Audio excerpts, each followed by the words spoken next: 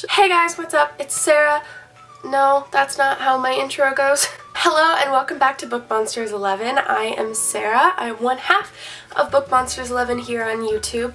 I make videos with my cousin Savannah. You should go check them out. But today, I have a very exciting video. As you can see in the title, I am reviewing Pride and Popularity by Jenni James, which I actually read a long time ago, but I am unboxing my first print copy. I haven't opened the package. I started to open it and then I was like, no, I need to save this for the video. So I'm breaking this video up into a few different parts. So I'm going to have those listed right here next to me, and if I can figure it out, hopefully some annotations to let you click to whichever part of the video you would like to watch first. So I'm going to open it now. Ooh.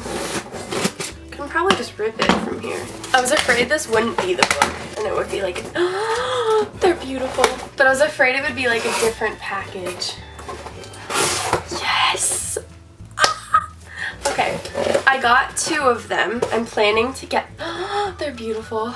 I'm planning to get the rest, but I got Pride and Popularity and Emily, which is out of order, but I read the entire series and Emily was always my favorite. So I wanted to get the first one and then my favorite, and I'll fill in the rest of the gaps in the series, but I will be reviewing this soon as well. But you guys, this is the first time I've held a print copy of this book. For a really long time, it was only available on the Kindle store, and I think it's because Jenni James was self-published. She must have gotten a publisher now. It's a lot thicker than I thought it was.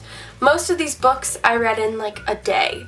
They're awesome and wonderful, and I've never seen the back of the cover before or smelled the pages or seen how thick it was. I always thought it was a lot thinner. This is Chloe, our main character. For the non-spoilery section, I'm just going to read the back and then I'll give a couple of my opinions and then we'll jump into the spoilery section. But for those of you who don't want to get spoiled for this book, you can hang out here for a little bit. So it says, Taylor always gets what he wants until now. Chloe Elizabeth Hart despises the conceited antics of the popular crowd, or more importantly, one very annoying, self-possessed guy, Taylor Anderson, who seems determined to make her the president of his fan club as if.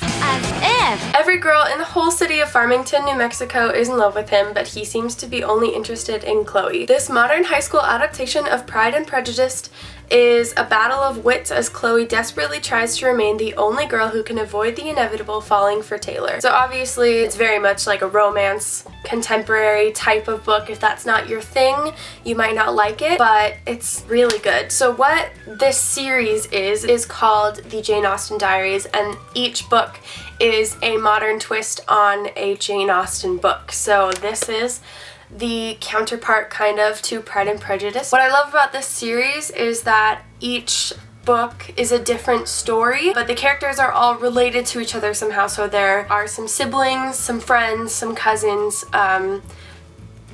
they're all kind of connected in some way or another. It's kind of like the Anna and the French Kiss trilogy, if you guys have read that. That's pretty much it for the non-spoiler section as for the plot. But before you go, I really do want to talk about the author. If you guys want to read more about her story, go check out her blog. Link will be down below. Whenever I'd try and see if a new book was coming out, I would go on her blog and I read her story, and it's incredible to me. She wrote 7 books in the span of 5 months. That was just one blog post. There's an updated one of an even crazier number, but I just don't remember what it was, but you can go read about it down below. But she basically just wrote and wrote and wrote and wrote like crazy and just cranked out book after book after book to save her family. It's just, her story is mind-blowing to me, especially having tried write several novels myself.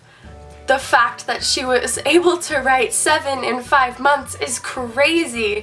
Even if they're thin, this is still a complete story, and it's well written, and it has a beginning and a middle and an end that flow together beautifully, and there's character development, and the characters continue to evolve even through the pages of this book and into the next one, and it's incredible to me. That's all for the non-spoilery section, so if you don't want to be spoiled for the rest of this book, please exit the video now. Go get either the Kindle copy or the print copy now that they're on Amazon. Go get the book, go read it, and then come back. We'll hang out then.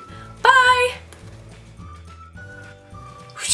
Hello again. So this book, where do I begin? Oh my gosh, I should have written down notes. I honestly don't even know where to start. I love how in the beginning of the book, Chloe is just like a completely different Chloe than the Chloe you see at the end. She is very much against the idea of Taylor. She wants nothing to do with him. She gets really, really angry that they're in the same art class together, but you see them kind of warm up and develop more of like a bantering friendship relationship as the novel goes on. I love how much they like joke around with each other. I think the first time you really see Chloe warming up to Taylor is that scene, well, I think first at the party.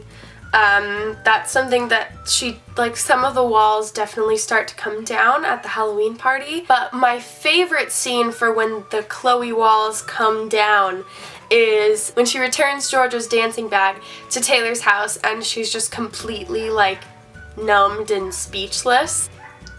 Hi, doggy, that's barking outside. But I think that's the first time that she really just doesn't have a comeback. He walks down the stairs and he's stunned, she's stunned, and that's the first time I think we notice as the readers that, like, this cannot be avoided anymore. Can anyone else testify to the fact that we were all extremely disappointed when Taylor failed to take Chloe to Morp and he took that other girl? I don't even remember what her name was. Oh my gosh, that was so annoying. He went through all of that effort to hint that he wanted to take her, and then she finally agreed, and we were so close to having that moment so much earlier in the book. Can we just talk about how disappointing that was? And then when she went with her dance friend Jordan and we saw Taylor jealous at the gym, I was like, that is what you deserve, sir. Thank you, Chloe. Another thing I love is just seeing Zach and Alyssa's relationship. I kind of wish that we were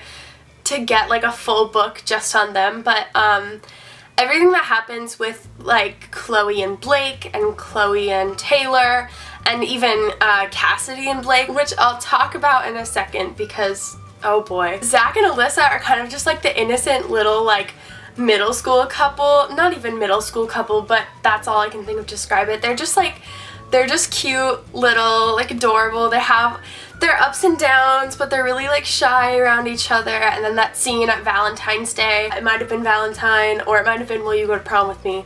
But he got her like the bear and the balloons and the flowers in art class. They were kind of like the little sub-couple for when everything wasn't going okay with Taylor and Chloe. We just got to enjoy like Zach and Alyssa. I liked how like completely not subtle Taylor was and Chloe still didn't notice. She's over here hating him, getting annoyed with him about everything, and Taylor's just like trying to hint that he wants Chloe to ask him to more, but Taylor just needs to get his mind made up, son. Taylor in the first part of the book, you can tell that he really likes Chloe, but he knows that Chloe doesn't like him because Chloe makes that very obvious, but he's still trying. And then you get to the end when he actually like lays everything out on the table and we're just like, finally, but you guys just need to like make up your mind.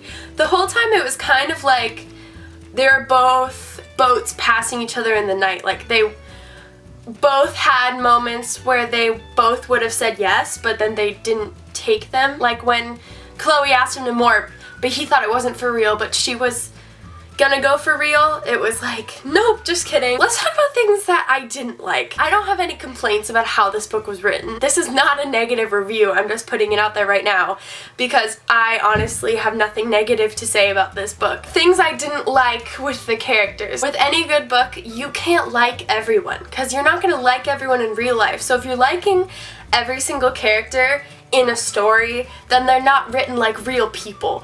But these are written like real people. I could believe it if I saw Chloe walking down my street. I'd be like, yes, that is her because this character is written so well. She's like a real human being. But can we talk about Blake for a second? Because no, thank you. So Chloe dates this guy named Blake who's older. He's like 18 or 19.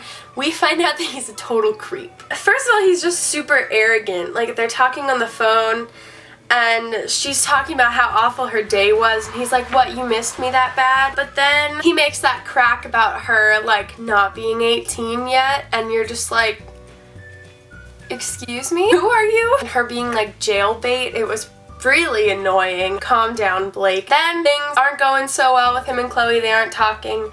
Then we find out that he's dating Cassidy, which is Chloe's younger sister. I mean, it would be less creepy if Blake wasn't a creep himself. I think she's like 15, so if he's 19, that's weird for their age. If it's like 50 and 44 or 45 or something, that's not that big of a deal, you know? That's not a big age gap, but in the book right now, it's a big age gap. Oh, Cassidy. Oh, Cassidy. And it sucks for Cassidy because you kind of see the repercussions of this decision that she made in the books to come. Like in Emily, you see how she has to hide her relationship with, I don't remember who it is. Where is this part? Ethan. Okay. That part where she has to hide her relationship with Ethan because her parents won't let her date after the whole Blake fiasco, which just kind of sucked. What I really like about these books is that you don't necessarily have to read them in order. I was talking about this with my friend Katie J, who you guys have probably seen me collab with a few times, but really the only storyline that you have to read in order to understand is Cassidy's, and Cassidy doesn't even have her own book. I got so excited when Taylor called Chloe. I thought they were finally gonna work out like everything, all of their miscommunications that have been so annoying throughout this book.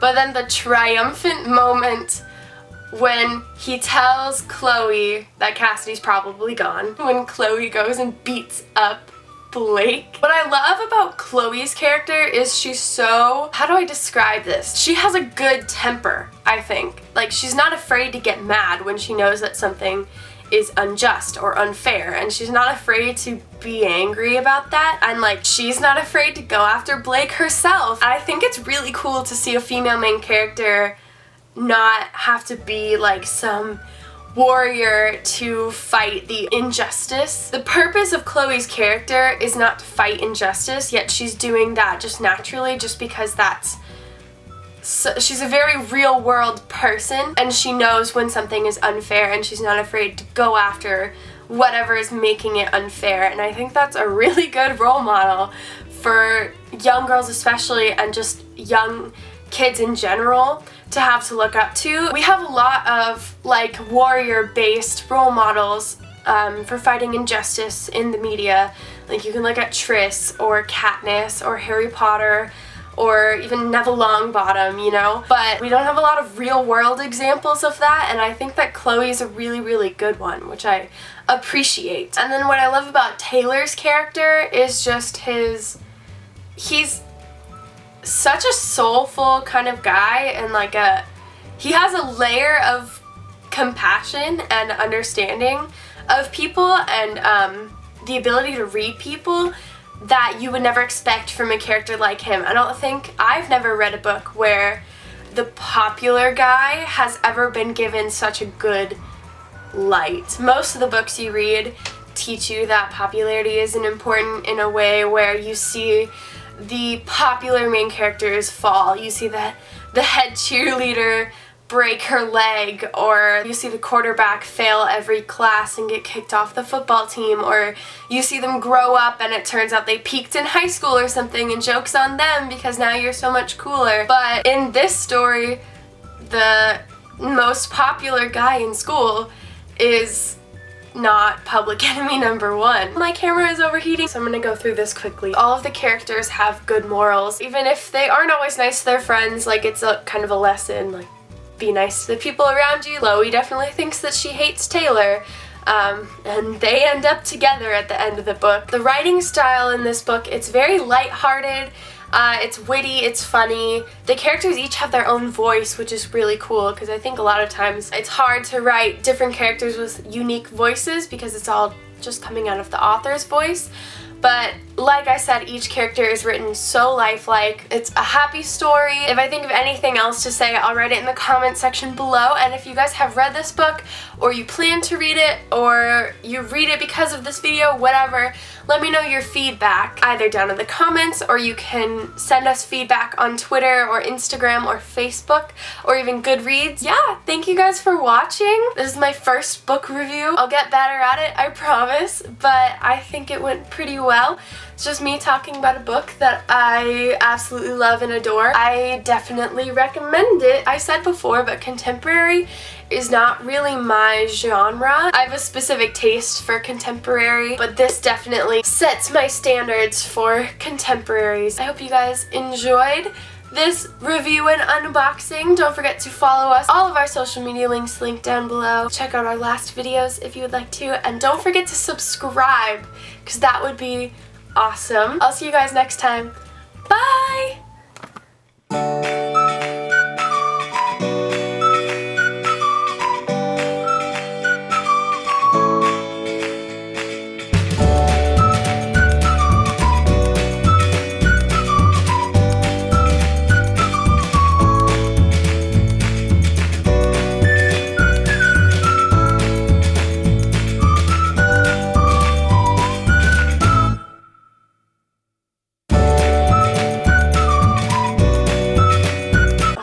Scissors and I can't get out of frame. No, I didn't forget the scissors. Where are they?